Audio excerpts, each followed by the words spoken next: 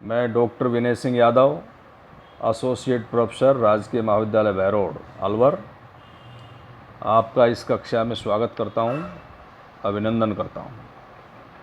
आज हम प्लेटो के न्याय सिद्धांत का अध्ययन करेंगे। प्लेटो का न्याय सिद्धांत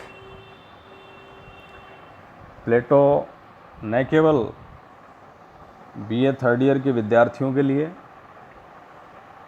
बल्कि एमए प्रीवियस के विद्यार्थियों के लिए भी और एमए फाइनल के विद्यार्थियों के लिए ऑप्शनल पेपर के रूप में, जो ग्रीक पॉलिटिकल थॉट के रूप में है, और इसके साथ ही राजनीति विज्ञान विषय से संबंधित प्रतियोगी परीक्षाओं के लिए महत्वपूर्ण टॉपिक है। प्लेटो ने अपनी पुस्तक रिपब्लिक में न्याय सिद्धांत का प्रतिपादन किया है। प्लेटो की पुस्तक रिपब्लिक का उपशीर्षक न्याय से संबंधित था। बारकर एक जगह लिखते हैं कि चाहे वह सोफिस्ट वर्ग की धारणाओं का विरोध कर रहा हो या समाज की विद्यमान व्यवस्था में सुधार के लिए प्रयत्नशील हो, न्याय प्लेटो के विचार का मूल आधार रहा है।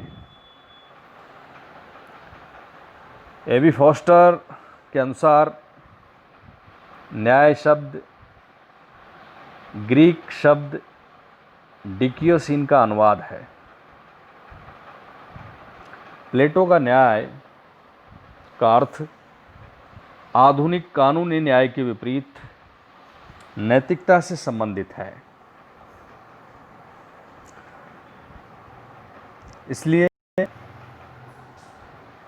प्लेटो के न्याय सिद्धांत को ठीक से समझने के लिए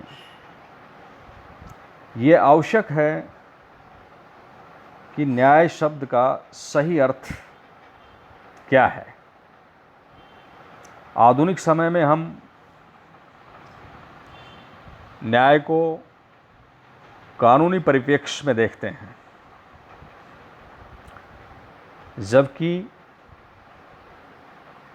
प्लेटो की दृष्टि में न्याय का अर्थ व्यापक है।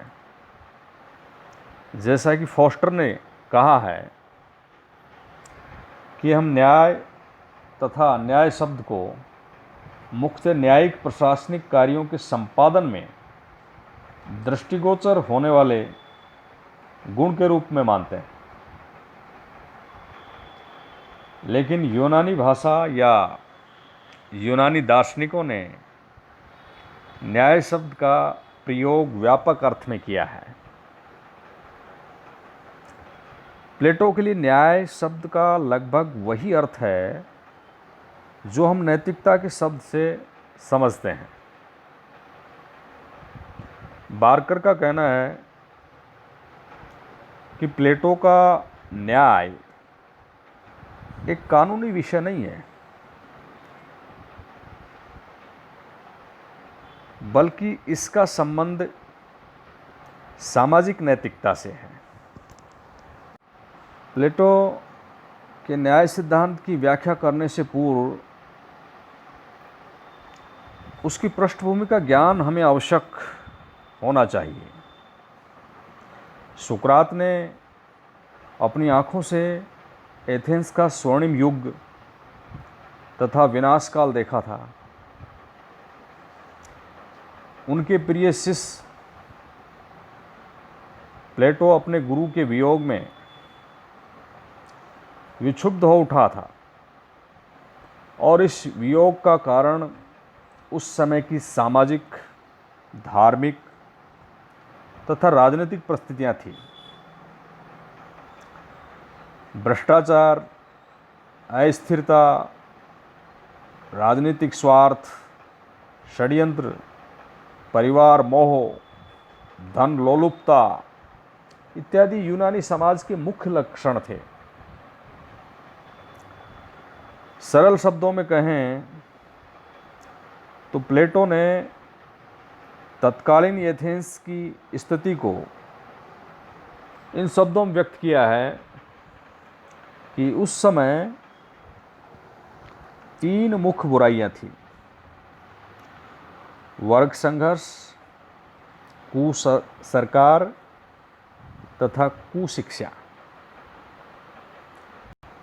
प्लेटो एथेंस की सामाजिक अशांति, राजनीतिक अस्थिरता और स्वार्थ, प्रशासनिक अक्षमता तथा भ्रष्टाचार को दूर करना चाहता था। वह अपनी जन्मभूमि को न्याय रूपी कमल से सुवासित करना चाहता था। प्लेटो की पुस्तक रिपब्लिक संवादात्मक शैली में लिखी हुई है और न्याय प्लेटो के विचार का मूल आधार है। प्लेटो ने अपने न्याय विषयक सिद्धांत का प्रतिपादन अपने गुरु सुकरात के मुख से करवाया है। सुकरात कतिपय विचारकों, राजपुरुषों से न्याय के विषय में वार्तालाप करते हैं और अपने सिद्धांत का प्रतिपादन करने से पूर्व उनके सिद्धांतों को सुनते हैं और अपनी आदत के अनुसार उनको तर्क की कसौटी पर कसते हैं, उनको गलत सिद्ध कर देते हैं। इसलिए प्लेटो के न्याय विषयक सिद्धांत की समीक्षा करने से पूर्व अन्य समस्त व्यक्तियों की धारणाओं, जिसका कि उसने सुकरात के द्वारा खंडन किया है, उस पर एक दृष्टि हमें डाल लेना आवश्यक है। प्लेटो अपने न्याय सिद्धांत का प्रतिपादन करने से पूर्व उस समय की प्रचलित त्रुटिपूर्ण धारणाओं, सिद्धांतों का खंडन करता है और वो हैं क्रम से परंपरावादी सिद्धांत, उग्रवादी या क्रांतिकारी सिद्धांत और यथार्थवादी सिद्धांत। प्लेटो की पुस्तक रिपब्लिक, जिसके बारे में कहा जाता है कि उसका आरंभ और अंत न्याय के स्वरूप चिंतन से होता है।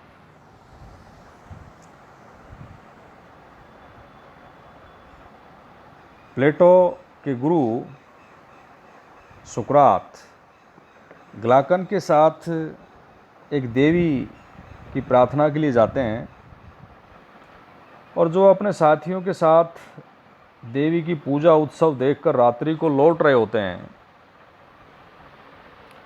तो सिफालिस के पुत्र पॉलीमार्कस उन्हें अपने घर आने का निमंत्रण देते हैं।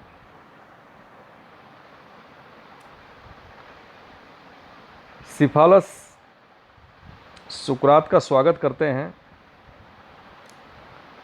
और उस समय ग्लाकन, अधिमांतस, पॉलीमार्कस, लिसियास और थ्रेसीमेकस व अन्य सज्जन वहाँ उपस्थित रहते हैं। वृद्ध सिफालस अपने यहाँ आने का बार बार आग्रह सुकरात से करते हैं, क्योंकि वृद्धता के कारण वो स्वयं सुकरात के पास जाने में असमर्थ थे। सुकरात कहते हैं कि मुझे वृद्ध लोगों से बात करने में आनंद आता है, उनके अनुभव से मुझे कुछ सीखना है। सुकरात सिफालस से प्रश्न करते हैं, क्या बुढ़ापे में जीवन कैसा हो जाता है? इस संबंध में आपके क्या विचार हैं? सिफालस अपने अनुभव के आधार पर उत्तर देते हैं कि कुछ व्यक्ति बुढ़ापे में कष्ट का अनुभव करते हैं। उन्हें बुढ़ापा बाहर स्वरूप मालूम होता है, चूँकि वो सुरा, सुंदरी और भोजों के आनंद से वंचित हो जाते हैं, लेकिन कुछ व्यक्ति बुढ़ापे में आनंद का अनुभव करते हैं, क्योंकि वे ऐन्द्रिक पापों और अन्य प्रकार के दुर्गुणों से मुक्त हो जाते हैं। इस प्रकार सिफालस का कहना है कि बुढ़ापे में सुख दुख का अनुभव व्यक्ति के चरित्र और स्वभाव पर निर्भर करता है। सुकरात कहते हैं, सिफालस, तुम्हारे इस तर्क से जनता को विश्वास नहीं होगा, क्योंकि तुम्हें बुढ़ापा भार स्वरूप नहीं लगता। इसका कारण तुम्हारा अच्छा चरित्र स्वभाव नहीं, बल्कि तुम्हारी संपत्ति है। और कहते हैं कि संपत्ति से तुम्हें क्या लाभ हुआ है। सिफालिस इसका उत्तर देते हैं और कहते हैं कि संपत्ति का सबसे बड़ा मूल्य यह है कि उसके द्वारा सभी मनुष्य नहीं, लेकिन सज्जन पुरुष ईश्वर एवं मनुष्य के प्रति ऋणों को चुकाकर अपना जीवन धर्माचरण तथा आनंद के साथ व्यतीत करता है। और संपत्ति के रहने से उसमें सद्गुणों का विकास और वह व्यक्ति न्याय का अनुसरण करता है। इस पर सुकरात प्रश्न करते हैं कि न्याय क्या है, और यही रिपब्लिक का मूल प्रश्न है। और इस संदर्भ में न्याय के विभिन्न सिद्धांत आते हैं, जिसमें पहला है न्याय का परंपरावादी सिद्धांत, ट्रेडिशनल थ्योरी ऑफ जस्टिस, और जिसके प्रवक्ता या पैरोकार हैं सिफालस और पॉलीमार्कस। दूसरा सिद्धांत है न्याय का उग्रवादी सिद्धांत, रेडिकल थ्योरी ऑफ जस्टिस, और इसके प्रतिपादक हैं थ्रेसिमेकस। तीसरा सिद्धांत है न्याय का यथार्थवादी सिद्धांत, प्रैग्मेटिक थ्योरी ऑफ जस्टिस, और इसके प्रवक्ता या पैरोकार हैं ग्लाकन।